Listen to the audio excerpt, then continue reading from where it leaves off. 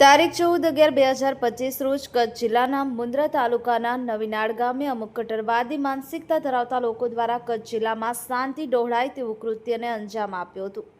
જુમાનો દિવસ હતો અને રાબેતા મુજબ મુસ્લિમ સમાજના લોકો મુન્દ્રા તાલુકાના નવીનાળ ગામની મસ્જિદમાં નમાઝ પઢવા ગયા હતા, પણ કટ્ટરવાદીઓએ આ લોકો પર પૂર્વ આયોજિત કાવતરું રૂપે હુમલો કર્યો હતો। આ હુમલામાં 4 નમાઝીઓને ઈજાઓ થઈ હતી અને તમામ લોકોને મુન્દ્રાની હોસ્પિટલમાં સારવાર અપાઈ હતી, પણ એકને વધુ ઈજાઓ પહોંચી હતી, જેને ભુજની GK જનરલ હોસ્પિટલ લઈ જવામાં આવેલ હતો। આ બનાવની ચર્ચા સોશિયલ મીડિયામાં થતાં કચ્છમાં આગની જેમ સમાચાર ફેલાઈ ગયા હતા। ભુજની GK હોસ્પિટલમાં મુસ્લિમ સમાજના તમામ આગેવાનો પહોંચ્યા હતા, જેમાં અખિલ કચ્છ સુન્ની મુસ્લિમ હિતરક્ષક સમિતિ અને મુસ્લિમ યુવા કોર કમિટીના હોદ્દેદારો પણ હોસ્પિટલ પહોંચી અને બનાવને વખોડ્યો હતો અને તાત્કાલિક આરોપીઓની ધરપકડની માંગ કરી હતી। આજના બનાવમાં સૈયદ અશરફ બાવા, મોસીની હિંગુરજા, ઇકબાલ જત, રિયાઝભાઈ ચાકી, મોહસેન મંદ્રા, ઇમરાન નોડે, હમીદ સમા, ઇમરાન બ્રેડ, જાવેદ કુંભાર, મુસ્તાક પારા, અનીસ ચુનેજા, ઇરફાન કાનિયા, ઇરફાન હાલેપોત્રા હાજર રહ્યા હતા અને બનાવને વખોડ્યો હતો। Bureau report, Janmitra news, Kutch. Mundra તાલુકાના નવીનાળ ગામમાં જ્યારે જુમા નમાજ પડીને 4 યુવકો જ્યારે નમાજ પડીને બહાર નીકળ્યા ત્યારે ત્યાંના અસામાજિક તત્વો દ્વારા 4 યુવકોને પૂછવામાં આવ્યું શું કરવા ગયા હતા, તો એ લોકોએ નમાજ પઢવા ગયા હતા એમ કરીને પૂછી અને મારવામાં આવ્યો છે। તેના લીધે 4 વ્યક્તિઓમાંથી 3 વ્યક્તિઓને ત્યાં રિફર કરવામાં આવ્યા હતા અને એક વ્યક્તિને GK હોસ્પિટલમાં ખસેડવામાં આવ્યા હતા। તેના બાદ અમે કચ્છ પોલીસ વહીવટીતંત્ર પાસે એક અપેક્ષા રાખીએ છીએ કે જે આવા અસામાજિક તત્વો છે જે કચ્છની કોમી એકતાને તોડવાનો પ્રયાસ કરી રહ્યા છે અને કાયદાને નથી માનતા તેવા લોકોને કાયદાનો પાઠ ભણાવવામાં આવે।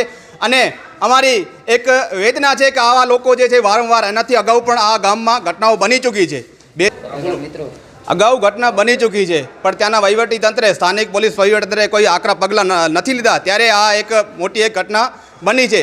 ત્યારે પણ મુસ્લિમ સમાજે કાયદાની શરણે જઈને કાયદા ઉપર ભરોસો રાખી અને પોલીસ વહીવટીતંત્ર પર આજે પણ વિશ્વાસ છે અને વિશ્વાસ રહેશે કે આવા જે અસામાજિક તત્વો છે, લુખ્ખા તત્વો છે, એના ઉપર કાર્યવાહી કરે અને કાયદાનો પાઠ ભણાવવામાં આવે। કારણ કે કાયદો જે છે સૌ કોઈ હાથમાં લઈ શકે છે, પણ મુસ્લિમ સમાજ છે જે હંમેશા કાયદા માનનારી સમાજ છે, એટલે વહીવટીતંત્ર ઉપર વિશ્વાસ છે કે આવા લોકો ઉપર કાર્યવાહી કરવામાં આવશે। અને શું કારણ છે એવા લોકોને પૂછવામાં આવે છે। નમાજના લીધે મારવામાં આવ્યો છે, તો ઇન્શાઅલ્લાહ આગલા સોમવારે મુસ્લિમ સમાજના જે તમામ યુવાઓ છે નવીનાળની જે જુમ્મા નમાજ છે ત્યાં પડવા જશે અને જોઈએ છીએ કે કોઈ કાયદાની રૂએ જશું અને રક્ષણ સાથે જશું કે કોઈ જોઈએ છીએ કે કોઈ એવો માઇલનો લાલ છે જે અમને ત્યાં જતાં રોકી બતાવે।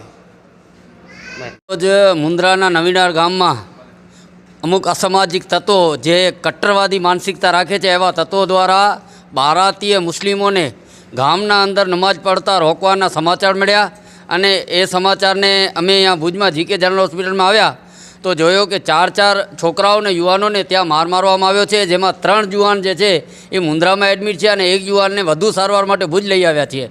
હું પોલીસ પ્રશાસન કચ્છથી પૂછવા માગું છું કે ધાર્મિક રીતે આવી રીતે હુમલાઓ ક્યાં સુધી યોગ્ય છે? આવા બનાવ 2 થી 3 વાર અગાઉ બની ચૂક્યા છે અને મુસ્લિમ સમાજે મોટો મન રાખી અને સમાધાન કર્યો છે, આગેવાનોને સમાધાનનો રસ્તો અપનાવ્યો છે। અને તોય પણ આ લોકો જે કટ્ટરવાદીઓ છે, જે કટ્ટરવાદી માનસિકતા રાખે છે મુસ્લિમ સમાજ વિરોધ, એ લોકો હજી પણ આવા જ બનાવ કરે છે, તો પછી વહીવટતંત્ર ક્યાં છે અને ક્યાં છે કાયદો વ્યવસ્થા? આ સીધી પોલીસની લાપરવાહીને લીધે બનાવ બને છે। આવા ગંભીર બનાવ પહેલે બની ચૂક્યા છે, સમાધાન થવા છતાંય પણ પોલીસને આવા લોકોને તાકીદ કરવી જોઈએ, પણ પોલીસે નથી કરી।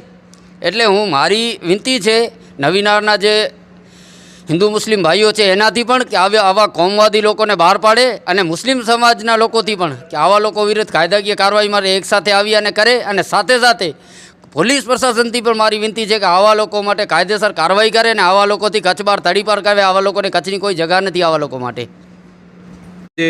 જે નવીનાળ ગામમાં જે બનાવ બન્યો છે તેને અખિલ કચ્છ સુન્ની મુસ્લિમ હિતરક્ષક સમિતિ શબ્દોમાં વખોડે છે અને આવા બનાવ કચ્છની અંદર જે લોકો કરવા માંગે છે એ લોકો ઉપર પોલીસ પાસે માંગ કરે છે કે એ લોકો ઉપર કડક પગલાં કરવામાં આવે। અને આના માટે અમે જે પણ રાહ ઉપર કાયદાકીય જવું હશે તો અમે જાશું અને જે અત્યારે આ બનાવ બન્યો છે એના ન્યાય મળે અને ભવિષ્યમાં એવા બનાવ ન બને એના માટે પણ અમે પોલીસને તકેદારી રાખવા માટે કહીએ છીએ। અને આજે જે બનાવ બન્યો છે ખરેખર બહુ નિંદનીય બનાવ છે અને જે આવા લોકો, જે અસામાજિક તત્વો જે લોકો આ કર્યો છે એ લોકો ઉપર પોલીસ જલ્દથી જલ્દ કડક પગલાં લે।